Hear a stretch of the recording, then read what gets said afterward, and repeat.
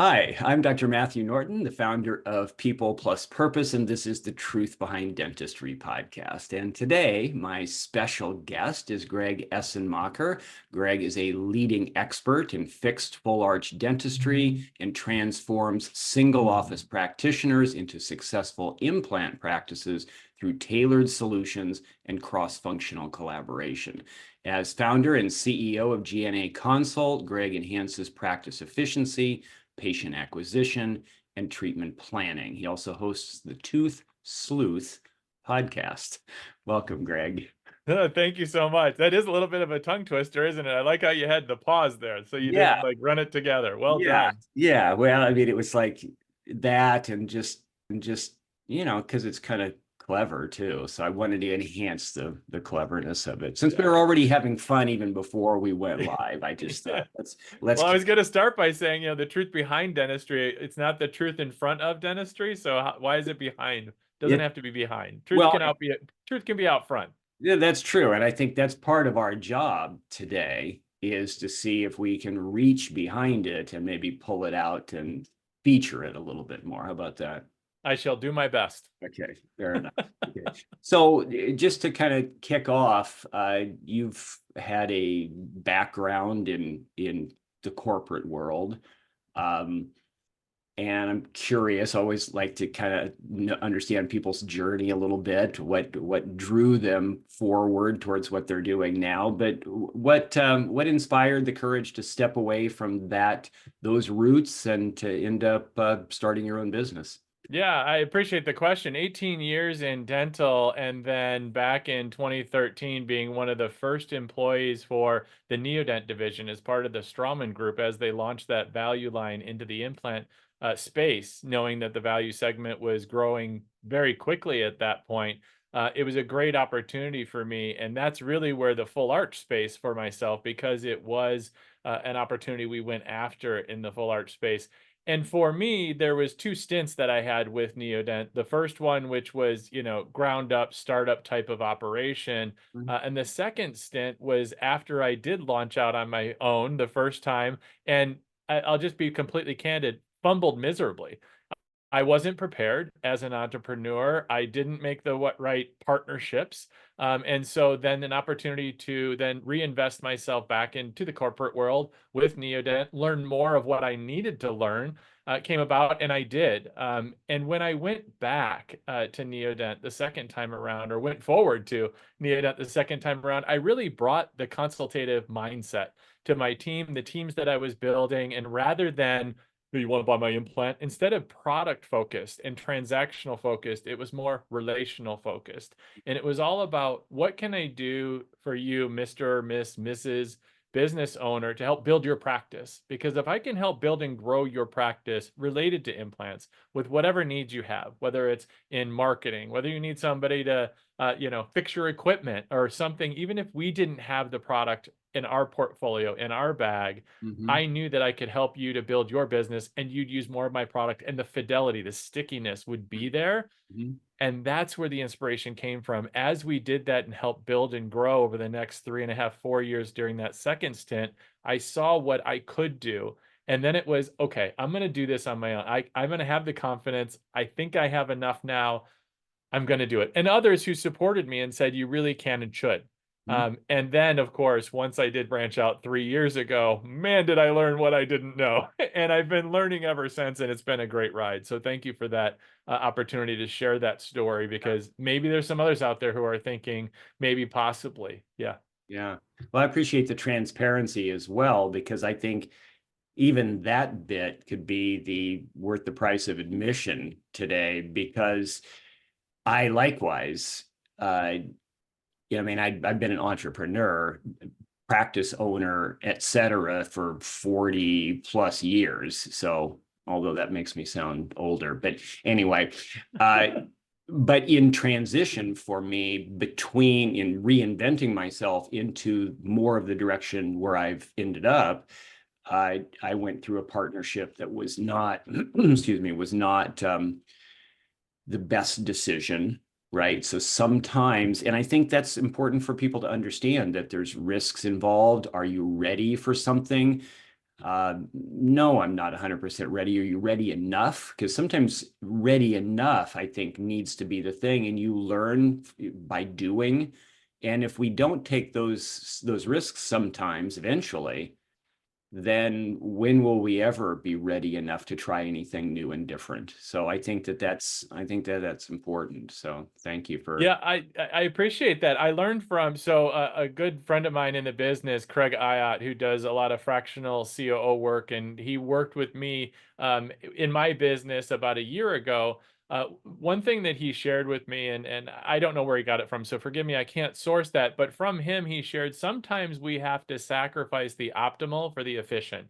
In Yes. other words, just get in the game, right? You'll learn as you go along, especially as a young entrepreneur. Young meaning young in your entrepreneurial career as you're starting up your business, when you're in startup phase. It's get in the game when you have enough information.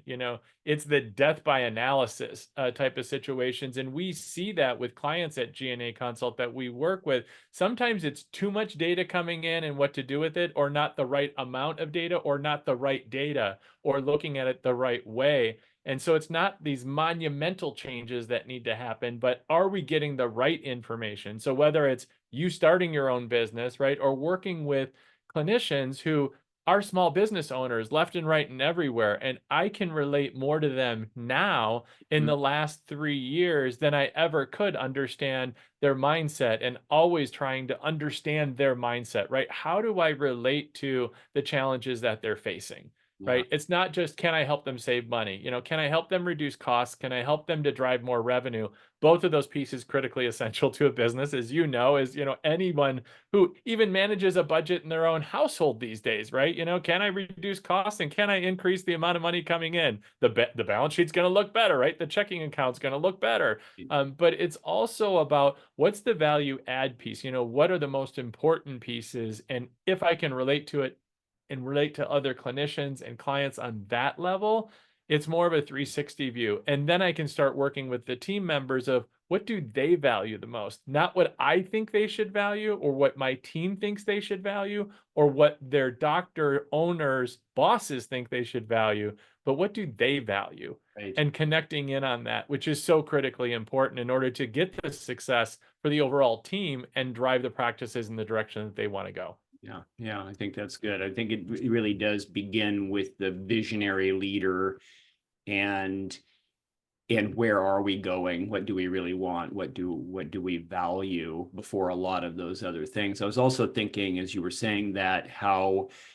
important movement is, that sometimes we're not clear on a number of things, but we can't see all of that from here. Sometimes when I'm talking with people, they'll and kind of dreaming into either a reinvention next step, or making some sort of change or progress in their business, that they are too still. They're trying to kind of look for that open door, that clarity. But what I found often is that open door is down the hallway, around the corner, and you can't see that open door from here. So you have to move. And in the movement, I think new opportunity or the next need becomes more apparent. And so I think that's another key piece that came to mind when you were saying that. Yeah, I can appreciate that. And what I find to be true is that as I understand myself better and how I relate to my own business better, I can do that with clients. And let me give you an example. So, myself being a visionary, right? And not so much on the implementer side, I can take my business so far, but having a director of operations who is a true implementer, and who I'm talking about, Shar, you know her well, Mm-hmm. having somebody who is that implementer, but then also how to communicate between the visionary side and the implementer side, and how detail oriented one is compared to the other, and making the pieces speak to each other in a way that the language and communication works. It's the same with clients, and understanding pretty quickly of where do they fit into the mix, and how are they communicating to other team members, their leadership team members? Do they have a centralized management leadership team style, or is it more diverse?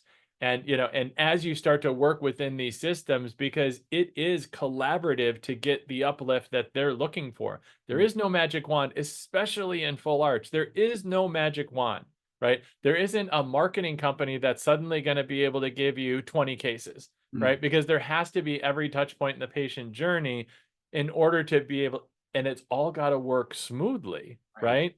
From taking on the marketing leads to booking the consultations to getting them to show up to doing the treatment presentation to getting the patients to say yes to financing them to getting the surgical right to delivering the final product. These are all pieces which include the lab, the surgical team, the front desk, the digital records, all of these pieces. And there's so many variables in between there, and there's humans involved Yes. every step of the way. And so if we can identify initially right out of the gate, what kind of leader founder do we have and Yes. how are they relating to other team members?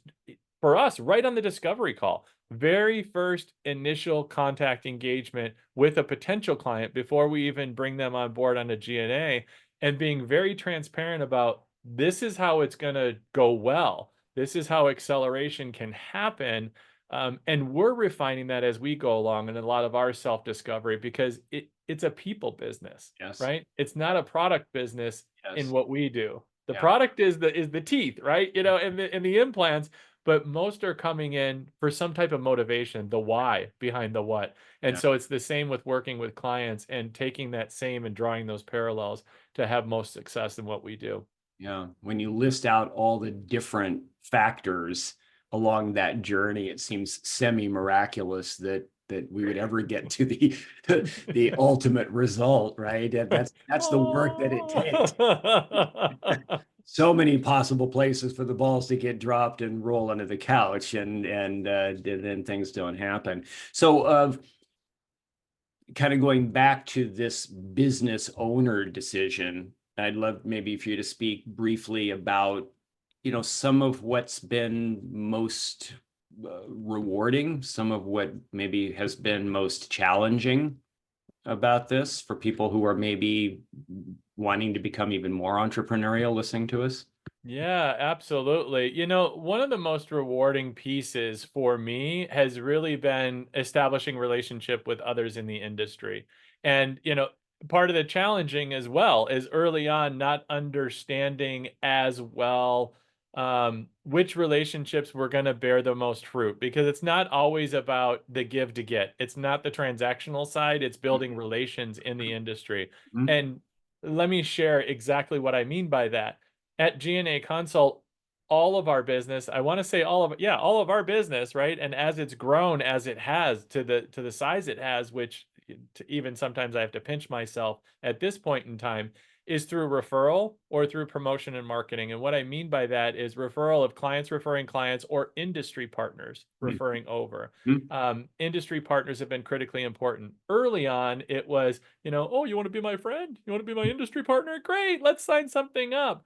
And then as it's evolved, being more selective of those who actually identify and share philosophical Mhm. beliefs that we do of how to service clients, and Mhm. making some stumbles along the way that they don't. And that's okay too. And understanding there's really two sides to every relationship. And I'm not just talking about the give and get transactional. It's not so much about the, hey, can we get a referral agreement in place? It's more about let's share and build each other up, and let's share the why behind the what, right? In the Mhm. Mhm. relationship, which is so critically important, because we don't spend money on marketing. We don't go and put a booth up at events. We don't pay to play, if you will, which there's nothing wrong with that business model either. It's just been a conscious choice. And I'll say so far, right? Because we're growing so fast. I don't know what tomorrow holds, right? As of today, and because of that, establishing those relationships. And so, what I would say in summation is that it's so critically important that finding others who want to support you and want to share in your victories and your joy. And the pie is so large. Those that are working even in such a niche like fixed full arch, right? Teeth in a day, all on four, whatever you want to call it. There are many others that do certain things, but finding the lane and what is the unique offering into the marketplace, and finding others that can really enhance what I don't excel in. Right. right? The operations side, for example, bringing people in who understand it so much better than I do, because I can only take clients so far in that. So building a team that enhances areas where I have some knowledge, but I'm more of like that really high level knowledge Right. and building Yeah. vision in business. And Yeah. so that's been the challenge, and the really the best part of is really the industry partnerships and building and growing along the way. And those that don't serve anymore, it's okay. It doesn't mean that they're bad people. It's just not a fit anymore, and that's okay. And wish them the best. Yeah. That's good. That's good. And I think it's important to emphasize that, as you said, that we all have different strengths. We all have different behavioral, cognitive, inspirational strengths. And if we're really going to reside there where we are really best, and I think, as years have gone by, that's become more important to me, then it means there will be other people who need to come alongside of us within our organization, but not necessarily are we going to bring everybody that could be collaborative or add additional complementary value into our organization. So that's where the great value of being able to see, when you know that you can get to know, like, and trust somebody, the complementary benefits for that client, to be able to say, hey, I know people for that. There's people who can come alongside and I can connect you with, or we could even work together on something. I think that's immensely valuable, because so many uh, dental business owners are so busy with so many things, to have to vet people themselves or to even know what they need and are looking for is hard. So I think that's a very valuable resource that can be provided. So I'm glad that that's a focus. It's something that I've been trying to work on too, because it doesn't make sense to have everybody within your organization that could have value, unless you're going to be, this kind of mega service provider. But if the more focused you are, the less that makes sense.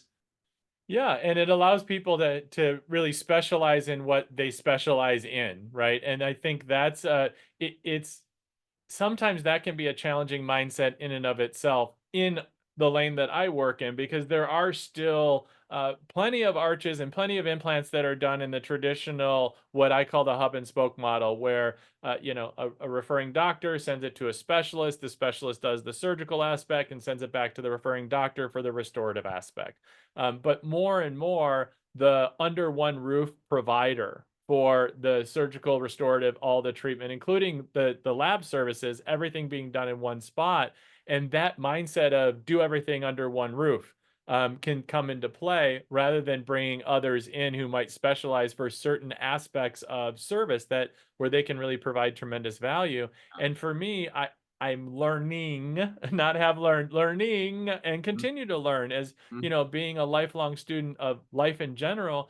It's really about continuing to understand the abundance mindset, that, it's not a limiting of, oh, what if they take my business? What if the client doesn't see me as much of a value? Well, if you're bringing more value to them, and it does, well, then that's the way it's supposed to end anyway. That's the way it's supposed to vet out. And if you're doing a good service to your client, you should be of service to your client. And that's at least how I try and do my best to be of value and to live. And that's how I'm trying to instill in the business and into GnA Consult and work with my team. And not all team members fit that. And even though I've literally done thousands of interviews and hired hundreds of people over the course of my career, because there was other careers prior to the 18 years in dental, sometimes it just doesn't. It just isn't the right fit. And that's okay too, because honestly, holding on to people who aren't a good fit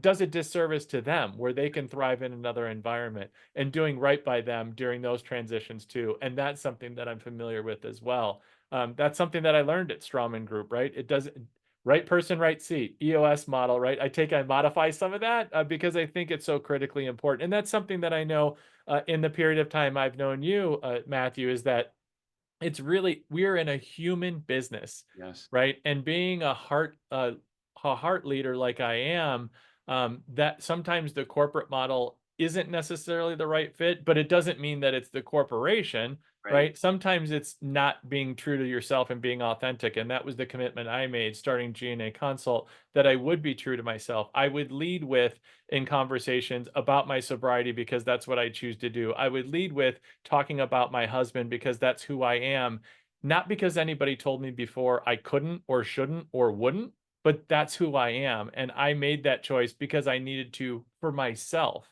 Hmm. And that's who I am today. And that's who I always have been, but it's who I choose to, what I choose to lead with today. And others support me in that. And I find it so refreshing that I can say that out loud and live it out loud, and others do support me in that. Yeah, no, that's good. That's good.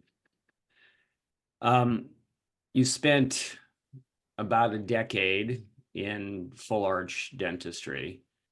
There are people that are listening to us that are not.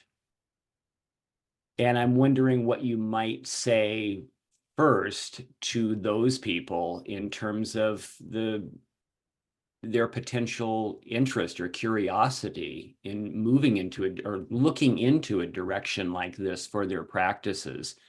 So from your experience, what would you share? Yeah. The first thing that I would say is just like you would, get involved with anything else, is do some homework first. And the reason I say that, I don't know how many people that have the misconception that going from doing, if you're doing, implants in general, right? Singles, doubles, right now, the leap and the gap from doing that to fixed full arch dentistry, all on 4 teeth in a day, whatever you want to call it. Mhm. I call it fixed full arch. It's just the phrase that I've been familiar with in the vernacular for a while. That leap and gap, not only clinically, but for your team, but also when it comes to the marketing, the patient demographic, the mindset of patients, all of that is so vastly different. And this is learned knowledge, right? And best practices, not just in the last few years, but sum total and cumulative. So when I say learn a little bit more about it, the attraction is that 20, 30, 50, $60,000 top line revenue, big pop, you get the case, yay. But when you really look at all of it, it depends on how much the acquisition cost is for that patient. It looks at team members and how are you going to convert that. And so often it's, oh, it's the wrong marketing company. Oh, well, the marketing company says you're not handling the leads. Oh, and there's so much of that because I've seen it so often. Successful practices have X amount of profitability.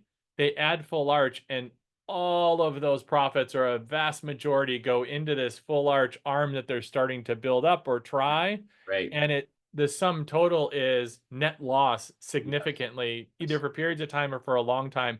And we tend to get those calls now with the visibility I have in the market and in the industry. And it literally hurts my heart because I've heard it over and over and over again. And certainly we have conversations about how can we turn things around. Tell me about what's going on and specifics and metrics. And I don't want to go down that path. And I can certainly if people want to hear about it. But if there's a little bit on the front end, because what I hear often is come to this course, learn how to do full arch and learn the clinical side, and they get a little bit of the business side. And there'll be vendors there that do marketing and, oh yeah, we can get you X number of arches. Just give us this, and we'll take care of everything. And then if it's not working, they don't own the assets. And if it's not, there's so many pieces to it. And, if you want some good information, I mean, there's many out there that have really good information. I believe in giving away tons of free content. Go and look up my website and just listen to any of the content, get the free stuff, right? Your homework can be free. Don't pay anyone to do your homework if you're interested in getting in full arch. I beg of you, please, for all of us, like, get the free content and learn and really understand, is this something that I want to do? I love when potential clients, right, prospects reach out and they say, I'm not sure if I really want to go all in on this. I've done a couple of courses, I've done a handful of cases. I'm not real sure. And so it's almost like convince me. And then it's the questions of, well, let me ask you, like, is your team on board?